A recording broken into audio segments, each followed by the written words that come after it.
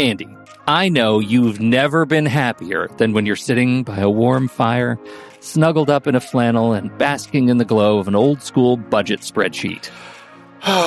It is a special day I can shut down the world for a little me time. In a world full of applications, why do these antiquated documents and spreadsheets still run the world? And why haven't they been updated in over 50 years? That's why we want to talk about Coda. Coda is a new kind of doc that brings words, data, and teams together. It comes with a set of building blocks that anyone can combine to create a doc as powerful as an app. Coda runs our entire business here at True Story FM, from show scheduling across dozens of podcasts and scripts for thousands of episodes, to budgets and plans and wikis and more. Coda lets us see our business in a new light. If you'd like to shine a light on productivity in your business and save money along the way, check out Coda today at thenextreel.com/Coda. It's hard to believe that we've been having in-depth weekly conversations about movies since 2011. So many great conversations over the years about so many great movies. All that said, producing this show week after week requires a ton of work behind the scenes. Becoming a Next Reel member gives you access to all sorts of additional and exclusive content. Plus, you're helping us keep the lights on. Just head to thenextreel.com/membership, where you can learn more about becoming a member, which costs a measly $5 a month, practically the same as one fancy coffee drink. And you get so much more. Every month, we record a bonus episode exclusively for members. Those episodes cover movies from whatever series we're covering at the moment, or add to previous series. Some movies we've covered that only members get to hear us discuss include The Blues Brothers, The Russia House, Naked Lunch, Independence Day, The Hot Rock, and Relic, the better one. Plus, members get to vote on what we're going to discuss for those episodes. We also record additional pre- and post-show content in regular episodes that only members get to hear. Like conversations about similarly themed movies. And answering listener questions from our live member chat. Speaking of our live member chat, we record almost all of our episodes in Discord, where members can chat right along with us live. Members get access to other members-only channels in our Discord community as well. On top of all that, members get all episodes a full week earlier than everyone else in a private Next Reel feed just for them that includes all the shows in the Next Reel family. The Next Reel, the Film Board, movies we like, Sitting in the Dark, and more new projects on the way. To top it all off, members don't have to listen to ads. We've already eliminated those annoying, dynamically inserted ads that, let's face it, we all hated. We are listening to you. We love podcasting for a living, and those ads help to pay the bills. Now, we're counting on you, dear listener. We promise we aren't going back to those terrible, dynamically inserted ads that don't relate to us at all. All we ask is that you consider supporting the Next Reel family of podcasts with a membership. Again, it's $5 per month or $55 per year. Just head to thenextreel.com/membership. thenextreel.com/membership.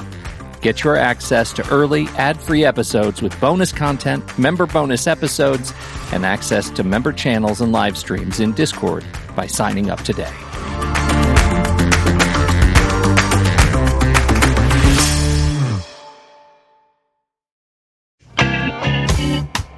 This is the Next Reel Shorts, everybody. I'm Pete Wright, and that right over there is Andy Nelson. Hello, everybody. As part of our series on movie sites that we love, you'd probably guess that we couldn't go very far without talking to Nathan Chase and Jeremy Thompson, the guys behind Flickchart. Gentlemen, welcome to the Next Reel. Thanks for having us. Glad to be here. You guys cause us great pain every week. What Flickchart has done for our show and for our community is just really fantastic. Can you talk a little bit about why, as we get started, kind of where Flickchart comes from and why you decided to bring it to us all?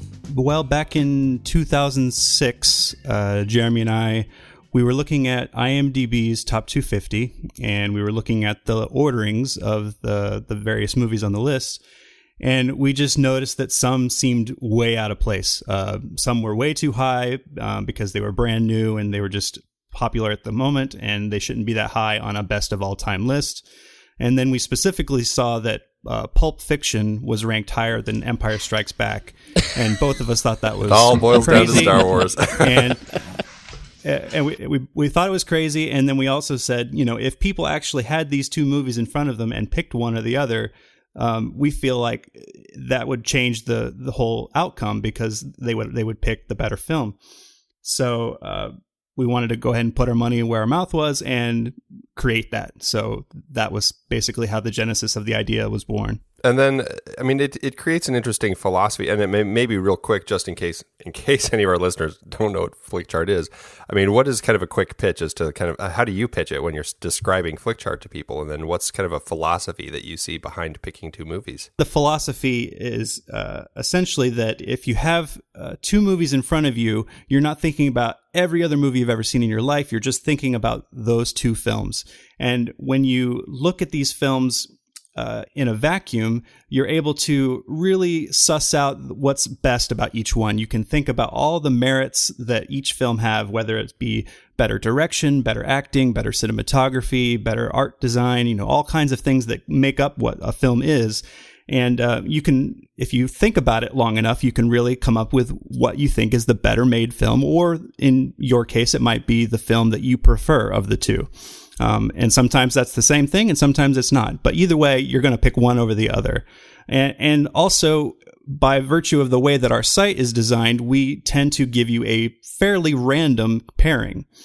So you might have films that you would never have thought about at the same time. Usually, if you're thinking about comparing films, you're thinking about comparing films maybe in the same genre, or the same director, or same actor, that kind of thing. But if you get Bambi versus Die Hard, your thoughts are going to go a completely different direction. One interesting thing about it, too, is that we've had a lot of people who really kind of react against the idea because they think that art is the sacred thing, and, how dare we pit these works of art against each other, and what a trivial way to look at these things and stuff like that. But I think counterintuitively what we've found is, as Nathan said, it gives you this little scope to look at both of these things, just these two movies in isolation very closely, rather than feeling like that a lot of people have made lists in the past. You're just looking at this list of text and shuffling names around and trying to get the whole thing done and come up with your favorite movies of all time in the span of 15 minutes or so. You kind of exchange the name of the movie as this token for what you've thought about it for years. And so there is a trivial way to look at it, but we've found that,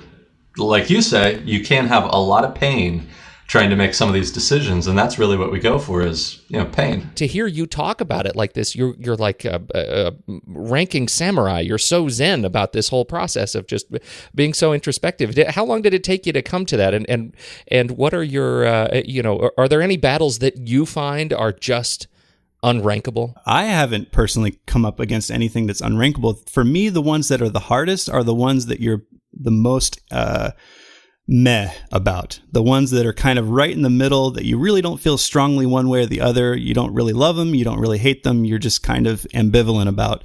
And making that choice, for me at least, is the one that's the hardest. I think the tough ones for me tend to be that, and this is probably the case for a lot of people, I have a lot of movies that I know as art are very good. I do technically admire a lot about them. But the harder ones for me, the ones that really yank me around, are the ones that I've had nostalgia for 20 years or 30 years. And I've held them as this dear thing in my life since I was a child. To get those against one another, it feels almost like I'm just casting a friend away if I rank against it. It's kind of like I want a lot of them to be number one, just to signify how important they are in my life. But on Flickchart, you got to choose, and sometimes that's very hard. I would say the nostalgia ones are the hardest for me. I would agree with that too. I find, ranking some of my favorite nostalgic films from my youth, like Clue, really hard when it comes up against something like 2001 or something. And I'm like, well, right. I really love Clue, and I'll probably put it on first. 2001. I love Clue too. The better film. Yeah. Not to mention, there's the shame factor, because I have to defend my top 20 against other people who do have Citizen Kane and kind of all the ones that you'll see in the AFI and IMDb lists and things like that. They've got those in their top 20, and I've got, for instance, The Burbs, with Tom Hanks. So, I don't know why, and I can't defend it, but there are just some movies that really speak to me. Between the shame factor and the nostalgia one, feeling like I'm throwing away one of my old teddy bears from when I was a kid. Those are the hardest things for me. I worry at some point that your next version of this site is going to be like Flick Children, a list of your favorite children or something like that. Like that's kind of what I feel like when I do my ranking, and sometimes it's miserable. We call it kind of fondly a Flickchart hate crime, but it is very difficult. In the philosophy of the whole thing, I mean, is there really such a thing as a perfect Flickchart list? The thing about Flickchart is that you're always ranking new movies because you're always seeing new movies. So you're always going to have movement in your list, in your chart. So there isn't necessarily a perfect chart, but you can certainly refine a chart to where your favorite movies are closer to the top and your less favorite movies are closer to the bottom, and you have a much better understanding of what you actually prefer based on your rankings. Because that whenever you're creating a list separately, on just a piece of paper or some other site, perhaps you might not be able to remember every movie you've ever seen. And so that's another thing that Flickchart does, that as you're ranking, you're constantly getting things into your chart. And, as you rank, you're building up this chart of all the movies you've ever seen in your lifetime. And so you're having that kind of data that you wouldn't have elsewhere, that you wouldn't be able to quickly suss out. And then we also have the ability to know exactly what you haven't seen, because as you get movies that you haven't seen come up in the pairing, you can click that you haven't seen them. And then we have that data as well to be able to say, well, based on the aggregate of all of our users of Flickchart, these are the ones that you probably should see first. On other movie sites, typically, that's one of the things we really like. On other sites, you'll have a ranking from 1 to 5 or 1 to 10 or whatever. And there's probably going to be a much smaller set of movies. People only go to rank the ones that they care about and that they've seen. So they don't know definitively ever what they haven't seen, nor have they ranked that big, probably majority of the movies you've seen, for good or bad. But here you don't have to feel like it's a laborious task to, do this laundry list of entering data of everything you've seen in your life. It just sort of happens. It's also really fun to rank the ones that you really hate, and sometimes that can be a challenge too. Like, which one do I really hate more here? Can you talk a little bit about the underlying sort of technology, like how you went about building the site for the nerds out there who want to know? I'm curious, how it works and what some of the underlying sense of it is. Sure. We started in 2006. And it has had a number of iterations, and we've had to prepare it for scaling a lot more over time too, because we weren't sure how big it was going to be. And as we got more users, it'd be like, crap, the thing is, taking 20 seconds for every ranking now because we have so many people on, and that would happen in waves of exposure and things like that. We started with a very, very typical setup. It was just a dedicated server, and the website in the beginning actually would refresh painfully every ranking you did, because at the time all the Ajax stuff like you see now where it doesn't reload the page, which is now very common on websites, that wasn't around. So every time you ranked, it would reload the whole page. Since then, we've obviously added a lot more modern methodologies, and now we're able to do that in the background. We have a number of different databases that we use, a few different platforms to be able to keep all the data straight. Because as you're ranking, we have to make decisions pretty much on the fly about, all right, what, based on your current likes, based on the number of rankings and the number of movies that you've already looked at on Flickchart, how deep are you into this thing? Because one of the things we don't want to do is alienate people immediately with 30,000 movies they've never heard of, which is right. The first ranking you see is Time Barbarians versus Recon 2023. They're nobody would stay there for any amount of time. So right. We have to kind of have two algorithms really, and one has to do with that sort of where we give you things increasingly arcane as you've ranked more and more movies, and then the other one is once you've ranked a movie or rank the matchup, what do we do with it on that side, and how do we organize your chart, and what comes out of it. And then the third one, of course, is how we roll all of that into the community one. If you look at your chart as you rank, you'll see that it's not that complex, really, in this current iteration of it. The aggregate chart is really where most of the complexity comes from to roll everybody's about 200,000 users that gets pretty hard, and we have a lot of arguments about it between ourselves and among users as to how we should weight that algorithm, if at all. Because like Nathan said, you have the thing where on IMDb, you'll see The Dark Knight be one of the top 5 movies of all time. Right. And if it's not that, it's The Avengers. And sort of like every new blockbuster rockets up to the top if it's halfway decent and stays there for a year or more. So we have to do a lot of stuff to kind of balance that with a sense of sanity of, does that actually make sense or not? What are you, when you look at the site as it is now, and I know you're in active development, but when you look at the site that you have built, what are you most proud of? Personally, I've always liked the kind of personality of the site a lot. From a technical standpoint, doing the development, I can always look back and hate. That's not hard, especially something with its roots in 2006. Like, sure. God, why did I do it that way? And I'm so much smarter today. What was I thinking? But I think the personality of it, I like that we've got the little quips that are above the rankings. Those show up in various points of the site. I like that it doesn't have a very staid business template-y look to it. I like that it's got its own distinct appearance and personality to it. I think that part has endeared it to users, and I consider that one of the core things about Flickchart that kind of people can identify with. I like the fact that Flickchart as a name became a verb, to do a Flickchart or to chart your movies, or it's a noun. It's my Flickchart.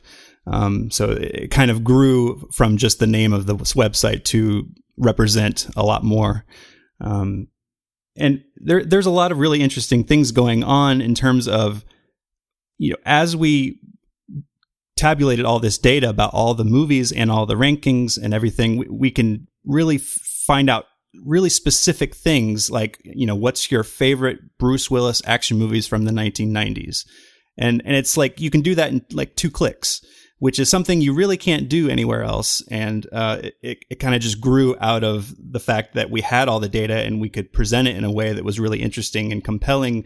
And you don't really have to work very hard to get to that data. So I'm really proud of the fact that we have such a really robust way to look at all the rankings that you've done in a way that you really can't do anywhere else. Well, I think that all your fans think so too. And, there's all these rumblings about a version 2.0. Is there anything you can tell us about things we can look forward to in this version when it may be released? One of the big things that we want to do is we want to make the barrier to entry even easier, even smaller, where when somebody brand new comes to the site, they don't have a way, a thing saying you got to sign in and create an account and all that right up front. We want it to be, bam, here's movies to rank and just get started. And as you rank, then we'll say, hey, you want to save your rankings, create an account in 2 clicks and you're done.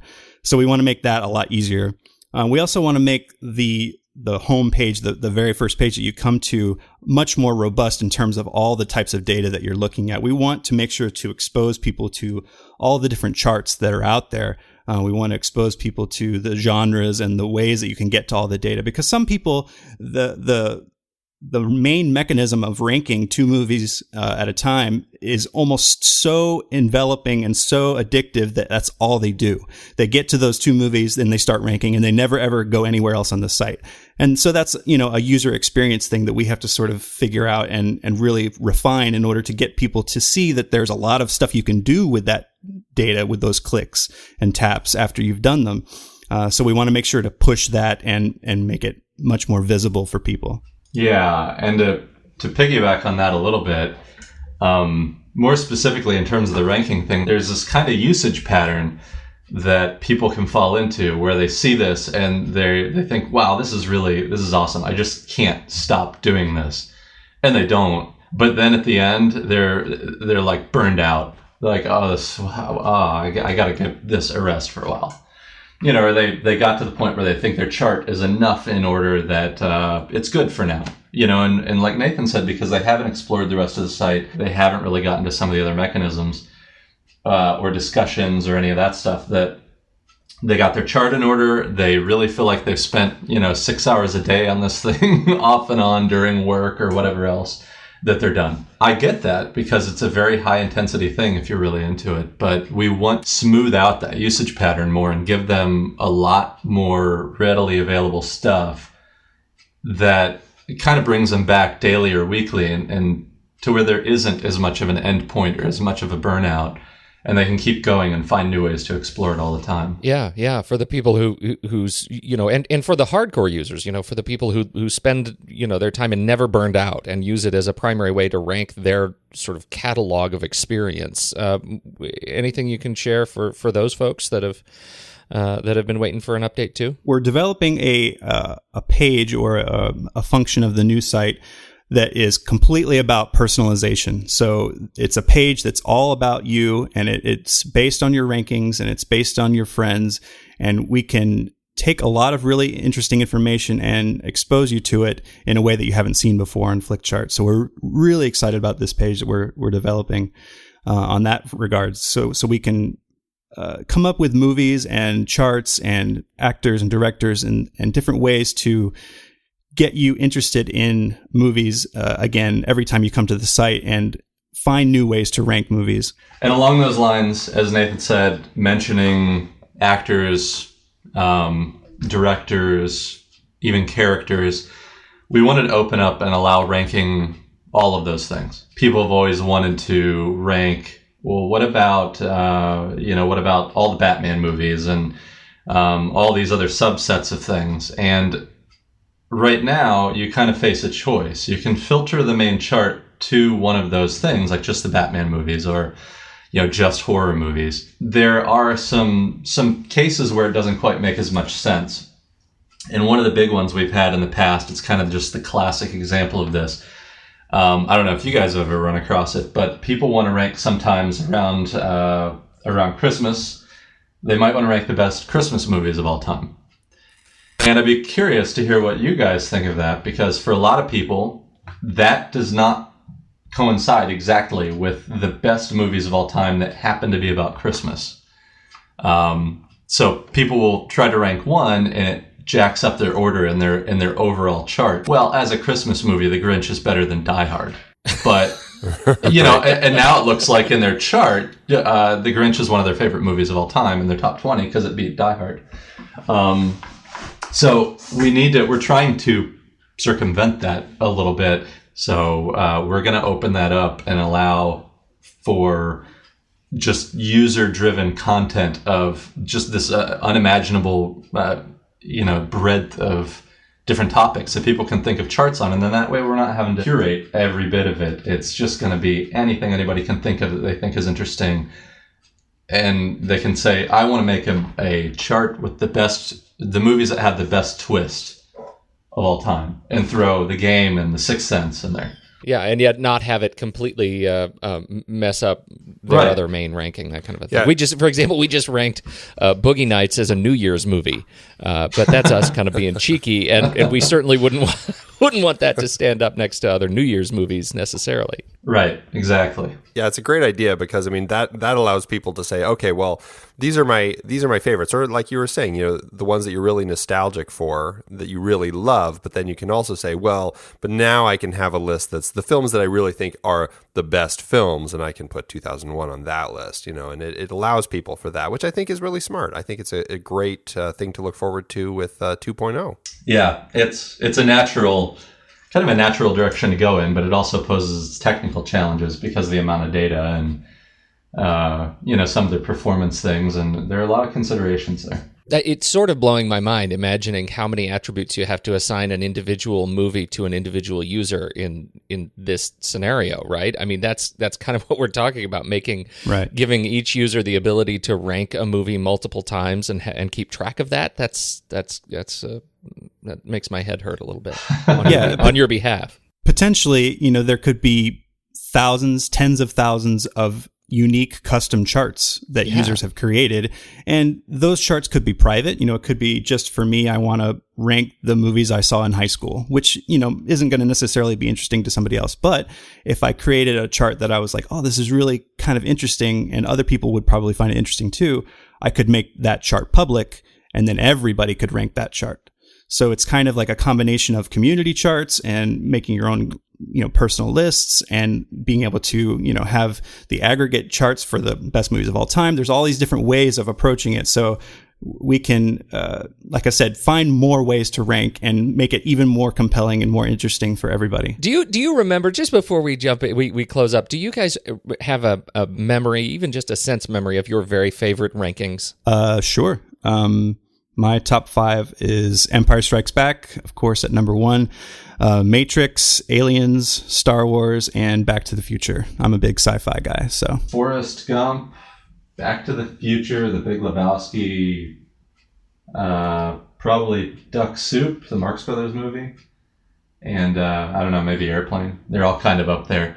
It does change a little bit here and there, and that's one of the challenges too, to your question about whether or not there's a perfect chart. I don't even know if I would answer those the same on any given day. It's kind of like they've all, for me, cleared the bar of it mattering whether they're slightly better than each other, but there is an order to them. And that's the philosophy behind the site, that we don't have 1,000 5-star movies that are all equal to one another. So it's what's hard from the perspective of the site is if Forrest Gump for me is better than Back to the Future, and Back to the Future is better than Ghostbusters, and The Big Lebowski is better than Forrest Gump, it's a contradiction, but people are contradicting.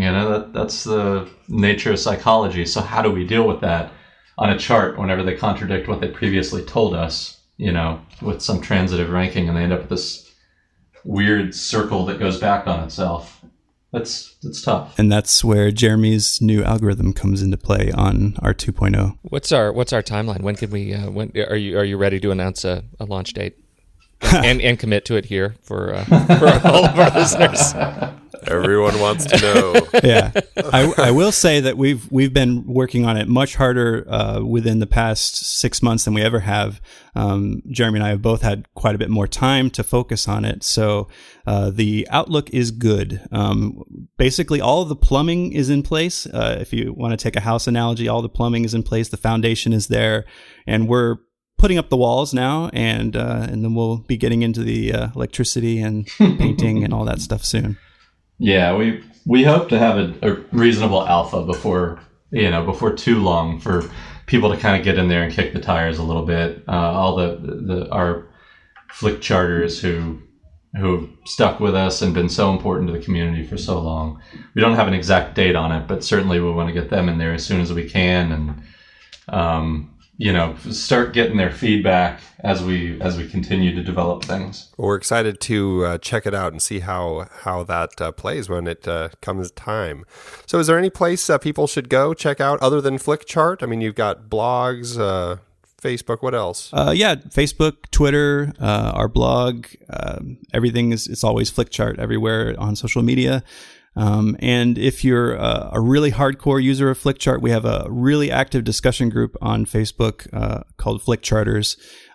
You can just go to facebook.com/groups/Flickcharters, I believe, and request an invite to get in there. And there's hundreds and hundreds of folks in there that are majorly into film and super big fans of the site, and can help guide you as you are a new user of Flickchart, or if you're a hardcore user and you want to talk to other hardcore users, that's the place to do it. It's I don't know. I think there's an overriding sort of feeling that I get in that Flickcharters group that I don't get anywhere else, and it's that all of those people are so incredibly nice. I was just going to take a minute to say that I'm not sure what it is, but both, especially in the Flickcharters Facebook group, but even a lot of the commentary that I see on Flickchart itself, on discussions and movies, it seems to be such a,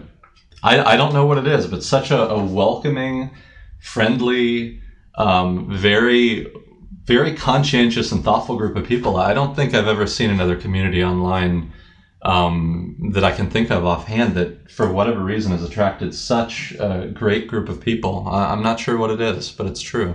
It is. It just feels good to be a part of it. And so, yeah, I mean, I would just throw out a plug for those who are into movies, and the Venn diagram of our listeners and Flickcharter members it's practically a perfect circle, I think. So, if you listen to the show and you haven't played with Flickchart and jumped into that group, and you want to talk about movies with people who are absolutely knowledgeable and have a wide and eclectic range of tastes, it's a great place to go. Final plug, where can we find specifically your Flickchart pages for people who want to rank against you? My username on Flickchart is Zampa, Zampa. And mine is Prophesy, Prophasi. Fantastic. We are putting those in the show notes, along with your very firm non-committal committal of good alpha before too long. Yeah. Nathan Chase, Jeremy Thompson, thank you so much for taking your time to join us for TNR Shorts. We sure appreciate everything you do, and appreciate you being on the show. Thank you very much. Yeah, thanks a lot. We love being here. All right, everybody, thank you so much for downloading and listening to the show, as always. Andy, any closing words here? Did I miss anything? I think we got it. And it's super exciting to have you guys on the show, and can't wait to get back to my chart and do some more ranking. I know. I'm eagerly ranking. Admission, I've been ranking this whole time. Thanks, everybody, for listening. And this has been TNR Shorts. Check your feeds. These things we've got a whole series of them coming out. So we thank you for your kind words and comments on these. And we'll catch you next week on the regular show.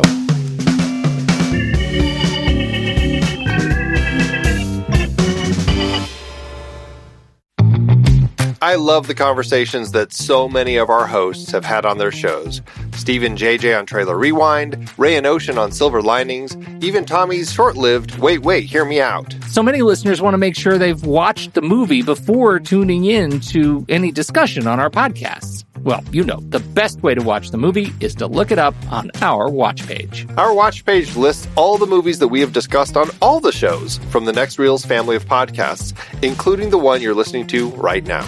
It's your one-stop shop for Apple and Amazon links where you can rent or buy the movie. Trailer Rewind movies like Raw, The Nice Guys, The Peanut Butter Falcon, or Free Fire. No, Wait, Hear Me Out movies like Josie and the Pussycats or Return of the Living Dead.